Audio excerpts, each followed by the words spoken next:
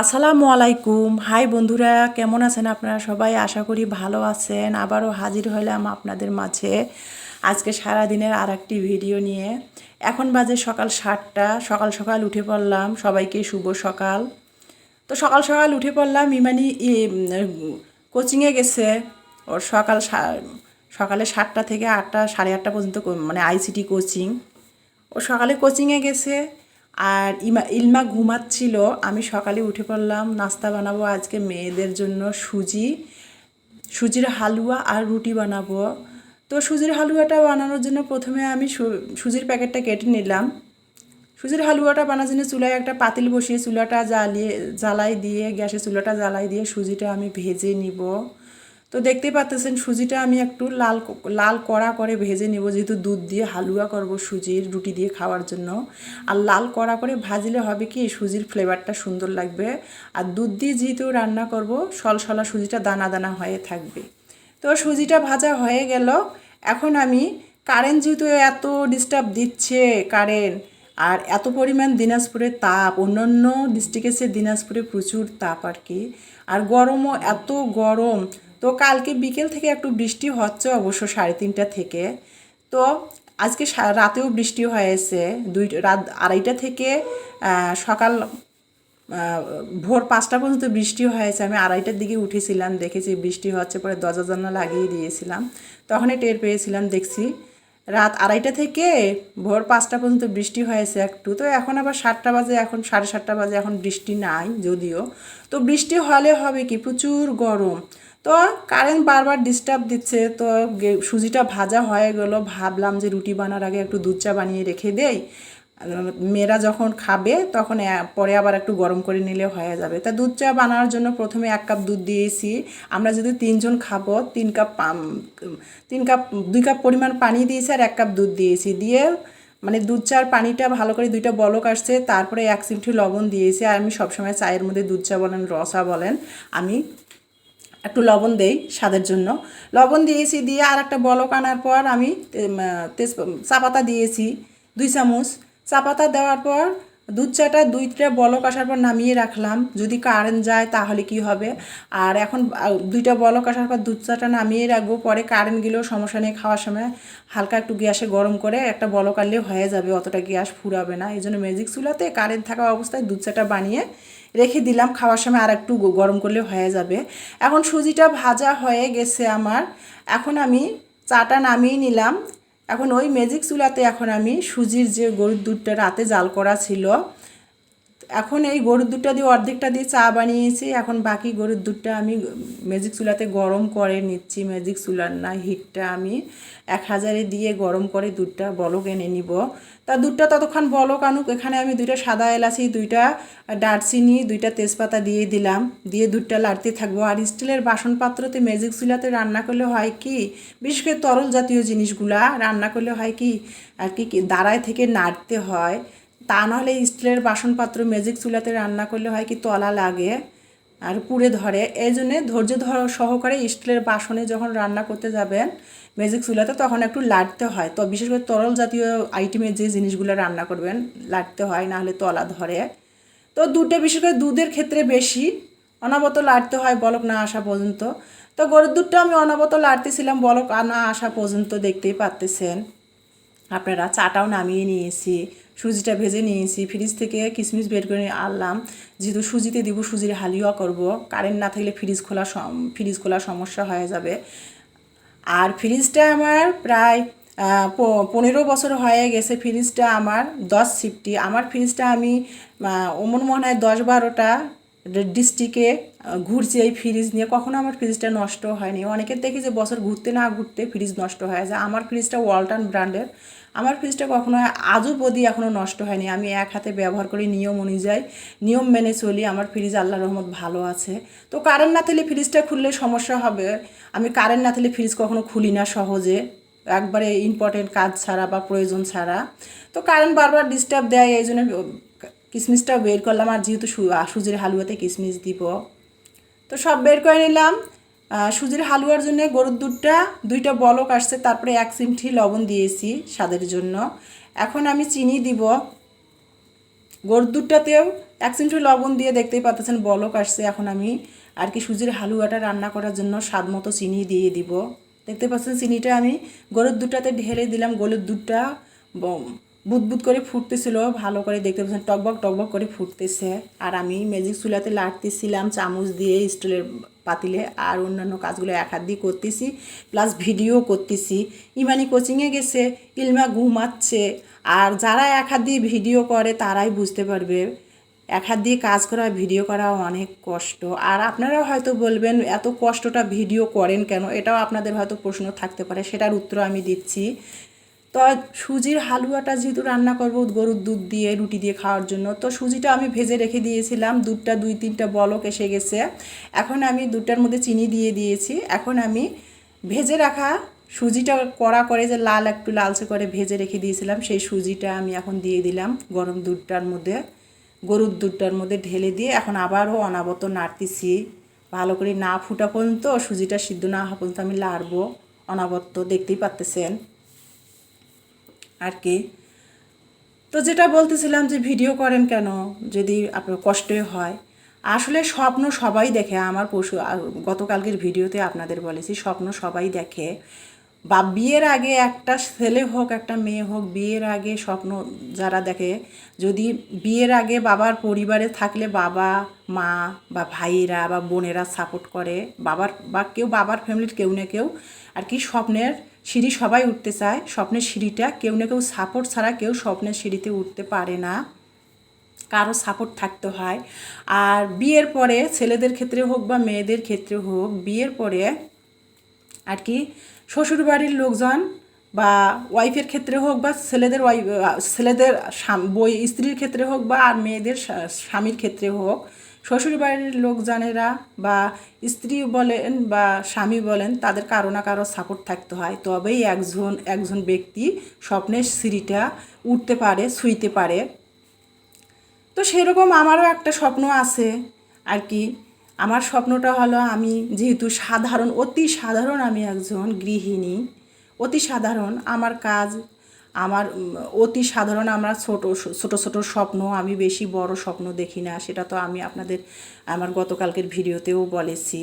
তো এখন সুজির হালুয়াটা আমার হয়ে গেছে। সুজির হালুয়াটা নামানোর আগে কয়েকটা কিশমিশ দিয়ে আমি আর একটু নেড়ে চেড়ে নামিয়ে নিলাম। আর সুজিরটা হালুয়াটা বেশি টেনে নিলাম না, আর ঠান্ডা হলে একটু ঘন হয়ে যাবে, যেহেতু রুটি দিয়ে খাবে, এই জন্য সুজির হালুয়াটা আমি একটু নরম থাকা অবস্থায় নামালাম। তো নামিয়ে আমি একটা ম্যাজিক চুলাতে বাটি বসিয়ে গরম পানি দিলাম, রুটি যেহেতু বানাবো। আর রুটিটা আমি এভাবে বানাই, গরম পানিটা বলক এসে গেছে, আমি এখন একটা মগের মধ্যে ঢেলে নিলাম। ঢেলে নিয়ে এখন স্টিলের গামলার মধ্যে একটু লবণ দিব। রুটি বানাতে গেলে তো লবণ দিতে হবে, যে যেরকম রুটিতে লবণ খাবে যা স্বাদ অনুযায়ী লবণ দিতেই হবে। তো লবণ দিয়ে দিলাম, গরম পানিটা বলক এসে গেছে, মগের মধ্যে গরম পানিটা ঢেলে নিয়ে এখন স্টিলের বাটিতে যেহেতু আটাটা ছানবো, লবণ দিয়ে দিলাম। এখন আমি আটা দিয়ে দিব রুটি বানার জন্য, দেখতেই পাচ্তেছেন। আর গতকালকে রুটি বানিয়েছিলাম, ফ্রিজে 3টা রুটির লাচি আছে, ভাবলাম যে শুধু 2 মেয়ের জন্য রুটি বানাবো, অল্প করে আটা দিয়ে ছানবো। আর ফ্রিজে লাচি 2টা আছে, যেহেতু 3টা লাচি আছে, ওই 3টা পারলে আমি রুটি ফ্রিজ থেকে বের করে রুটি বেলে ভেজে নিব। এই জন্য অল্প করে আটা দিয়ে এখন আমি আটাটা মেখে নিব গরম পানি দিয়ে। তো ফুটানো গরম পানিটা যে মগে ঢেলে রেখে দিয়েছিলাম, সেটা আমি এখন আটাগুলোর মধ্যে লবণ দিয়ে আটাটা একটু মেখে নিলাম। এখন আমি ফুটানো গরম পানিটা আটার উপরে দিয়ে দিচ্ছি, দেখতে পাচ্ছেন। আটার উপরে দিয়ে একটা চামচের সাহায্যে আমি, যেহেতু পানিটা গরম, আটার উপরে দিয়ে দিলাম গরম পানিটা, চামচের সাহায্যে আমি আটাগুলো এখন গরম পানির মধ্যে মেখে মেখে নিচ্ছি, দেখতে পাচ্ছেন। আর এইভাবে রুটি বানা ইলমার বাবা খুবই পছন্দ করে। এই রুটিটা নাকি, এই স্টাইলের রুটি বানা নাকি ইলমার বাবার অনেক পছন্দ। তো দেখতেই পাচ্ছেন, এখন আমি একটু একটু করে গরম পানি দিয়ে আটাটা আমি মেখে নিচ্ছি। যেহেতু পানি গরম আর কি, আমি প্রথমে হাত দিয়ে ছানবো না আটাটা, তো একটু করে গরম পানি ঢেলে দিয়ে আটাটা চামচের সাহায্যে আমি নেড়ে নিয়ে এখন আমি আস্তে আস্তে করে আটাটা মেখে নিব, দেখতেই পাচ্তেছেন আর কি। আটাটা এখন ভালো করে আমি নরম করে ম্যাশ করে মেখে নিব। যেহেতু রুটি বানাবো, আটাটা ভালো করে নরম করে না মাখলে তো রুটিটা ফুলবে না, নরম সফট হবে না। তো প্রথমে গরম পানি দিয়ে আটাটা আমি ভালো করে ঝুরঝুরি করে নিয়ে এখন হাত দিয়ে নরম করে মেখে নিচ্ছি, দেখতেই পাচ্তেছেন। যেটা বলতে চাচ্ছিলাম আপনাদের, স্বপ্ন সবাই দেখে। আমি অতি একজন সাধারণ থেকে সাধারণ গৃহিণী যাকে বলে। আমার কাজ বিয়ের পর আমার স্বপ্ন স্বামী, সংসার, সন্তান সামলানো, আর এর বাইরে আমার কোনো ইয়া নাই। আমি এই নিয়ে সবসময় ব্যস্ত থাকি। আমি কোনো বড় বড় স্বপ্নও দেখি না আর কি। তো তারপরও বড় বড় স্বপ্ন না দেখলেও কিন্তু কিছু কিছু ক্ষেত্রে স্বপ্ন প্রতিটা মানুষের দেখতে হয়, স্বপ্ন দেখা ভালো। তো আমিও ছোট ছোট স্বপ্ন দেখি।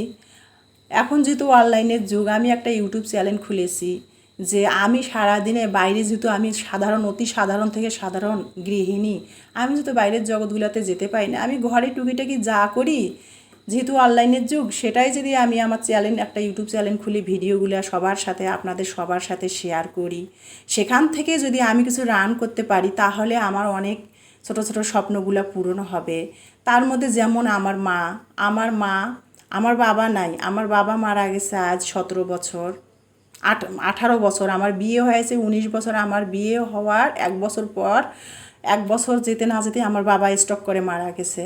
তো আমার বৃদ্ধা মা আর কি, আমি একটা চ্যানেল খুলেছি, এখানে যদি কিছু, আমি সারাদিনে অতি সাধারণ একজন গৃহিণী, আমি সারাদিনে যা করি আমার সেটাই আর কি, কিছু কিছু সত্য ঘটনা আপনাদের মাঝে তুলে ধরবো। এটা কি আমার অন্যায় না কিছু কোনো অসৎ পথের কাজ বলতে পারেন আপনারা? এটা আপনাদের কাছে আমার প্রশ্ন।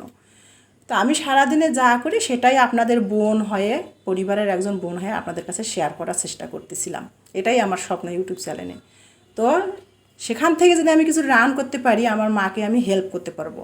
আমি যেহেতু ছেলে না, আর আমি ওই রকম আর কি গ্রাজুয়েশন কমপ্লিটও করি নাই। আমার মতো মেয়ে যারা, বিশেষ করে যারা মাধ্যমিক উচ্চ মাধ্যমিক পর্যন্ত পড়ালেখা, তারা গ্রাজুয়েট কমপ্লিট, বর্তমান যুগে 2024-25 সালে যারা গ্রাজুয়েট কমপ্লিট করেও অনেকে চাকরি পাচ্ছে না। বিসিএস নন ক্যাডাররাও চাকরি পাচ্ছে না বর্তমান যুগে। আর আমরা তো কোথায় স্যার, আমরা বা আপনারা কোথায় স্যার, যারা মাধ্যমিক উচ্চ মাধ্যমিক পাস তারা কোথায় স্যার? তো যাই হোক, ঢাকা শহরে যদি থাকা হতো, বসবাস করা হতো, ঢাকা শহরে হলেও কিছু না কিছু রোজগারের পথ বের করা যেত। যেহেতু ঢাকা শহরের বাইরে থাকি, সেখানে আমার মতো কোন স্যার, আমার মতো এই পড়ালেখার চাকরি কোথায় হবে? একটা সাধারণ একটা 3-4, একটা 4-5-6-7 বাচ্চাকে পড়াতে গেলেও এখনকার বর্তমান অভিভাবকরা অনার্স মাস্টার্স করা রানিং যারা ভার্সিটিতে পড়ে তাদেরকে মাস্টার হিসেবে রাখে, বাসায় প্রাইভেট টিচার হিসেবে। আর আমি তো কোথায়। তো যাই হোক, আমারও একটা স্বপ্ন ছিল যে ছোটো ছোটো কিছু কিছু স্বপ্ন ছিল যে আমি কিছু করব। তো সেটা কিভাবে বাস্তবায়ন করব? আমি তো সাধারণ অতি সাধারণ থেকে সাধারণ একজন গৃহিণী, আমার কি সেটা করা সম্ভব? তো সেটাই আমি, যেহেতু অনলাইনের যুগ, সেটাই আমি যে সবাই টুকিটাকি তো চ্যানেল খুলে সারাদিনের নিত্যদিনের প্রয়োজনীয় কিছু চ্যানেলে শেয়ার করে সবার সামনে, আমিও কিছু করব। তো আমি সেই জন্য ইউটিউব চ্যানেলটা খুলেছিলাম। যেহেতু আমি মেয়ে, আমার বাবা নেই, আমার মাকে যদি আমি এখান থেকে ইউটিউব চ্যানেল খুলে কিছু যদি রান করতে পারি, আমার মাকে যদি হেল্প করতে পারি। তো বকবক অনেক করলাম। সকালে নাস্তা খাওয়া শেষ হয়ে গেছে, ইমানি কোচিং থেকে এসেছে, ইলমা ঘুম থেকে এসেছে, 3 মা মেয়ে নাস্তা খেয়ে তারপরে আমি একটু বাজারে আসলাম। আমার 2 দিন আগে একটা ভিডিও দেখেছেন, ইলমার বাবা 3 আইটেমের মাছ আনছিল ঠিকই, কিন্তু ইলমার বাবা কোনো তো কাঁচা তরকারি নিয়ে আসে নাই। ইলমার বাবা কাঁচা তরকারি নিয়ে আসে নাই। তো আমার বাসায় কাঁচা তরকারি নেই, মাছ আছে। শুধু মাছ খেলে তো হবে না, কাঁচা তরকারি লাগবে। তাই আমি দিনাজপুর রেল বাজারে চলে আসলাম কাঁচা বাজারে কাঁচা তরকারি কেনার জন্য, শাকসবজি। তো দিনাজপুর রেল বাজারে হয় কি, অনেক মহিলা হিন্দু দিদিরা আছে, তারাই আর কি তরি তরকারি নিয়ে বসে বসে থাকে। দেখতেই পাচ্ছেন, আমি এক হিন্দু দিদির কাছে বেগুন কিনতেছিলাম। রেল বাজারে সব গ্রামের মহিলারা তরি তরকারি কাঁচা শাকসবজি বিক্রি করে, তারাই কাঁচা শাকসবজির ব্যবসা করে বেশিরভাগে। যারা দিনাজপুর ডিস্ট্রিক্টে থাকেন, রেল বাজার আসলেই দেখতে পারবেন এখানে সব দিদিরা বসে তরি তরকারি নিয়ে। তো আমি এক দিদির কাছ থেকে বেগুন নিচ্ছিলাম, বেগুন 30 টাকা কেজি। পুরা বাজারটা কিছু কিছু দোকানে যাচাই করে পরে দিদির কাছ থেকে বেগুনটা নিলাম। বেগুনটাও ভালো পছন্দ হয়েছে আমার, দিদির কাছ থেকে নিলাম। 30 টাকা করে কেজি, 1 কেজি বেগুন নিলাম। সেটাই আপনাদেরকে আমরা বন্দি করে একটু দেখালাম। আর ওই যে বললাম, রাত 2:30 থেকে বৃষ্টি হচ্ছে। কিছু কিছু জায়গা রাস্তাগুলো ভাঙা চূড়া, রাস্তাগুলোতে আর কি বৃষ্টিগুলো আটকে আটকে আছে, পানি ধরে ধরে যে পানি আটকায় আছে, দেখতে পাচ্তেছেন। তো বাজার করা শেষ হলো। এখন আমি অটোর জন্য আর কি অটোর জন্য না অপেক্ষা করে আমি একটু আগায় আসতেছি, যে একটু 2 পা হেঁটে আগিয়ে গেলে আর কি আমার কিছুটা অটো ভাড়া কম লাগবে। তো আমি একটু হেঁটে হেঁটে বাজারের ভিতর থেকে একটু আমি হেঁটে মেন রাস্তাতে চলে আসলাম। আর অটো দেখতেছি, অটো দাম করতেছি যে বাজার থেকে আমার বাসা অটো চাচ্ছে 20 টাকা। আমি ভাবলাম যে 20 টাকা না, 10 টাকা দিব, অটোওয়ালা বুঝতেছে না। তো আমি এই জন্য একটু কিছুটা পথ হেঁটে আসলাম যে হেঁটে আসলে যদি কিছু অটো ভাড়া কমতে হয়। তো আমি কিছুটা পথ হেঁটে এসে তারপরে আমি আর কি অটোতেই উঠলাম। তাও এই অটোওয়ালা 15 টাকা চাচ্ছিল। তো যাই হোক, এখন আমি অটো করে এসে বাসার সামনে নেমে গেলাম। এই যে এটা আমার বাসার সামনে আর কি নেমে গেলাম এখন। তো এখন যেহেতু অফিস আওয়ার 11টা বেজে গেছে, অফিস আওয়ার 11:30 বেজে গেছে অফিস আওয়ার। এখন আমার বাসার নিচে যেহেতু এনজিও ভাড়া অফিস, তো এই যে এখন অফিস আওয়ার। আর এখানে বিল্টুকে বাড়িওয়ালা ভাইদের কুত্তা বিল্টুকে বেঁধে রেখেছে, না হলে তো এতক্ষণ সিঁড়ি আটকায় বসে থাকতো। ও শিকল দিকে ওকে বেঁধে রেখে দিয়েছে।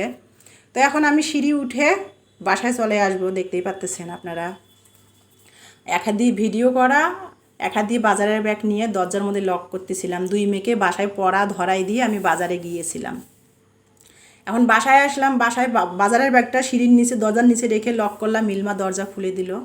বাজারের ব্যাগটা এক হাতে নিচে, এক হাতে মোবাইল ধরে ভিডিও করতে করতে বাসায় চলে আসলাম, দেখতেই পাচ্তেছেন আপনারা। তো ডাইরেক্ট আমি মেন দরজা থেকে রান্নাঘরে চলে আসলাম, বাজারের ব্যাগটা রেখে দিলাম। কি কি বাজার করেছি সেটাও আপনাদের সাথে শেয়ার করতেছি। আর সকালে চা খেয়ে গেছি, সিংয়ের মধ্যে কাপ প্লেট বাটি সবে রয়েছে। ইলমা 2 বোনে পড়তেছিল। তো বাজার গুছিয়ে এগুলো ধোয়াধাই করে কী রান্না করবো সেটা ডিসিশন নিব। আর এই যে দেখুন চারিদিকে আকাশটা কেমন মেঘলা হয়েছে। তো একটা স্টিলের ছেনি নিয়ে নিলাম, বড় ছেনিটা নিলাম।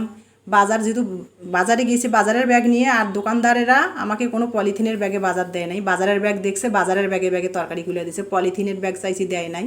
সব কাঁচা তরকারি একবারে একাকার হয়ে গেছে মিলেছিলে। তো এগুলো এখন গুছাই নিব, সেটা দেখতে পাচ্তেছেন। স্টিলের বড় ছেনিতে বাজারগুলো ঢাললাম, এখন আমি সব গুছিয়ে নিব। বেসিনের মধ্যে হ্যান্ড ওয়াশ শেষ হয়ে গেছে, হাত ধোয়ার তা সাবানও শেষ হয়ে গেছে। ইলমার বাবাকে লিস্ট দিয়েছিলাম, ইলমার বাবা আনে নাই। হাত ধোয়া একটা সাবান নিয়ে আসলাম। এগুলো সাবান আগে 10 টাকা ছিল, লাক্স মিনি প্যাকেটগুলা, এখন 15 টাকা হয়েছে। সাবান নিয়ে আসছি এখানে। তারপরে সরিষার তেল 1 কেজি নিয়ে আসছি। ইলমার বাবা আমাদের বাসায় খাওয়ার জন্য সরিষার তেল নিয়ে আসছে, ওটা আমার মাসকাবাড়ি হিসাবের তেল। আর এখানে 1 কেজি সরিষার তেল নিয়ে আসছে আমার মায়েরে দিব আর কি। আমার মা অসুস্থ, মেন যেখানে সরিষার তেল ভাঙায় বাজারে, মা যেতে পারে না, খোলা ঘানি থেকে তেল কিনতে পারে না। আমি ভাবলাম যে আমি কিনে রাখি, কারো না কারো হাতে পাঠাই দিব। মা যেহেতু সারা বছর, আমার মা হলো ভর্তা লাভার, সারা বছরে সারা মাসে আমার মা যত মাছ মাংস হোক, আমার মার ভর্তার প্লেট শেষ হয় না, আমার মা ভর্তা খায়। আর ভর্তা খেলে তো তেল লাগে, সরিষার তেল। এই জন্য আমার মায়ের জন্য একটু আর কি খাঁটি সরিষার তেল কিনে নিয়ে আসলাম। ইলমার বাবা কোথা থেকে নেয়, ইলমার বাবাকে জিজ্ঞাসা করছিলাম, ইলমার বাবা সেই দোকানের নাম বলছে, সেখান থেকে আমার মায়ের জন্য 1 কেজি সরিষার তেল নিয়ে আসলাম ভর্তা খাওয়ার জন্য। ইলমার বাবা গেলে ইলমার বাবার হাতে পাঠাই দিব। এখানে পেঁয়াজ নিয়ে এসেছি 1 কেজি, 130 টাকা কেজি পেঁয়াজ, দেশি পেঁয়াজটা। এখানে 40 টাকা শুকনো মরিচ নিয়ে এসেছি 100 গ্রাম আর কি ভর্তা খাওয়ার জন্য। আর আলু নিয়ে এসেছি 1 কেজি, 50 টাকা কেজি আলু। বেগুন নিয়ে আসলাম, ওই যে বেগুন বললাম দিদির কাছ থেকে পুরো বাজারটা 2-3টা দোকান ঘুরে ঘুরে পরে দিদির কাছে বেগুনটা সস্তা পেয়েছি, 30 টাকা কেজি। তারপর দিদিকে আমি 25 টাকা দিয়েছি, 5 টাকা কম দিয়েছি। 1 কেজি বেগুন নিয়েছি 25 টাকা দিয়ে। এখানে তারপরে আমি আলু নিয়েছি 1 কেজি, রসুন নিয়েছি আমি 250 গ্রাম, 60 টাকা নিয়েছি 250 গ্রাম রসুন, দেখতেই পাচ্তেছেন। তো বাজারগুলো গুছাচ্ছি আর আপনাদের সাথে শেয়ার করতেছিলাম। রসুন নিয়ে এসেছি। আর এখানে আমি আর কি একটু দেশি ধনিয়া নিয়ে আসছি। ইলমার বাবাকে বাজারে লিস্ট দিছিলাম, আনে নাই। দেশি ধনিয়া নিয়ে আসছি 200 টাকা কেজি দেশি ধনিয়া। আমি 250 গ্রাম দেশি ধনিয়া নিয়েছি, 50 টাকা 250 গ্রাম নিয়েছে। আর কসুরমুখী নিয়েছি 1 কেজি, কসুরমুখী আর কি কে কী নামে চেনেন এটাকে জানি না। কসুরমুখী নিয়েছি আমি 40 টাকা কেজি, আলু 50 টাকা কেজি, কসুরমুখী 40 টাকা কেজি। তো সেগুলো নিয়ে বাসায় চলে আসলাম। দেখতে পাচ্ছেন লবণ নিয়েছি 45 টাকা, লবণ ছিল আগে 40 টাকা, এখন 45 টাকা হয়েছে। কাঁচামরিচ 200 টাকা কেজি, 250 গ্রাম নিয়েছি 50 টাকা। তো বাজারগুলো গুছাচ্ছি আর আপনাদের সাথে শেয়ার করতেছি। ইলমার বাবা এগুলো আনলে তো অত বাজারের বলে না, খুঁটে খুঁটে দাম বলে না। আমি আজকে কিনছি, তাই আপনাদের সাথে দামগুলোও শেয়ার করলাম। আপনাদের এলাকাতে কার এলাকাতে কত বাজার কাঁচা তরি তরকারির দাম জানাবেন আর কি। তো তো বাজারগুলো গুছিয়ে নিয়ে রান্না কি করব চিন্তা করতেছি। এখন তো বাজার বুজার গুছিয়ে আর কি প্রায় 12:30 বেজে গেছে। ইলমার কোচিং আছে, ইমানির প্রাইভেট টিচার আজকে বুধবার, ইমানির প্রাইভেট টিচার আসবে। ইমানির প্রাইভেট টিচার সপ্তাহে 3 দিন আসে, ম্যাথের টিচার। তো আজকে ওর শিডিউল পড়েছে, আজকে বুধবার, আজকে আসবে। তো কি রান্না করব চিন্তা করতেছি। তা বাজারগুলো গুছাচ্ছি, রান্না করতে গেলে লেটও হবে, বাচ্চারা গা গোসল দিয়ে টাইম মতো খেতে না পেলে, আরামায় রেস্ট না নিতে পারলে আবার প্রাইভেট পড়বে, তখন কষ্ট হবে। তো বাজারগুলো গুছিয়ে নিলাম। তো ভাবলাম যে বাজারগুলো গুছালাম, ফ্রিজ থেকে আর মাছ মাংস বের করব না, আজকে ভাবলাম যে ভর্তা ছানা করব। আর আপনাদের তো বলি, আমার ভিডিওতে বেশিরভাগে দেখেন আমরা ভর্তা ছানাটা বেশি খাই। ইলমার বাবা আসলে মাছ মাংস রান্না করি, আমরাও খাই, তবে ভর্তা ছানাটা আমার মেয়েরাও পছন্দ করে, ওর নানির মতো হয়েছে। তো ভর্তা করব আজকে। ওই যে আপনার কিছুদিন আগে আমার কিছুদিন আগে একটা ভিডিও দিয়েছিলাম, তিল আমার শাশুড়ি দিয়েছিল, তিল আর কি চটের একটা বস্তাতে তিল ডলে ধুয়ে ময়লা পরিষ্কার করে ধুয়ে রোদে শুকায় তিলগুলো আমি সংরক্ষণ করে রেখে দিয়েছি, সেই তিল ভর্তাটা আজকে আমি করব। তো তিল ভর্তাটা করার জন্য আর কি আমি কি নিয়েছি দেখতে পাচ্ছেন। এখানে আমি কাঁচামরিচ নিয়েছি, 2টা রসুন নিয়েছি, আস্ত রসুন খুলে কোয়াগুলো ছিলে নিয়েছি, আর 2টা দেশি পেঁয়াজ 4 ফাল্টি করে 8 ফাল্টি করে দিয়ে দিয়েছি দেশি পেঁয়াজ দিয়ে। প্রথমে কাঁচামরিচ রসুনটা ভেজে নিলাম, দেখতে পাচ্ছেন কীরকম করে ভাজছি আমার ফ্রাই প্যানটাতে। তারপরে কাঁচা পেঁয়াজটা দিলাম, হালকা একটু ওই ফ্রাই প্যানটাতে গরম হবে, কাঁচা পেঁয়াজের পানিটা একটু টেনে যাবে, একবারে ভাজবো না, কাঁচা পানিটা টেনে যাবে। তো ফ্রাই প্যানটাতে ভেজে ফ্রাই প্যানটা আমি নামিয়ে নিলাম গ্যাসের চুলা থেকে। এখন আমি একটা পাতিল বসিয়ে আর কি তিল ভাজবো। ফ্রাই প্যানে তিল ভাজলে তিলটা ভালো করে ভাজা হবে না, আর পাতিলে ভাজতেছে অনেক সুন্দর আপনার পুট পুট করে আর কি উকুনের মতো ফুটতেছে তিলগুলা, পুট পুট পুট পুট করে ভাজতেছে তিলগুলা, ভাজতেছি আর কি। আর তিলগুলা আমি আগেই ধুয়ে, রোদ ছিল কয়েকদিন আগে, তিলগুলো আগে ধুয়ে পরিষ্কার করে আমি সংরক্ষণ করে রেখে দিয়েছি। এখন এই যে ভর্তা করতেছি, শর্টকাট হচ্ছে আর কি, একদিনে কষ্ট করে নিয়েছি, এখন ভর্তা বানাচ্ছি, শর্টকাট হচ্ছে। তো তিল ভর্তা, তিলটা ভাজা হয়ে গেল।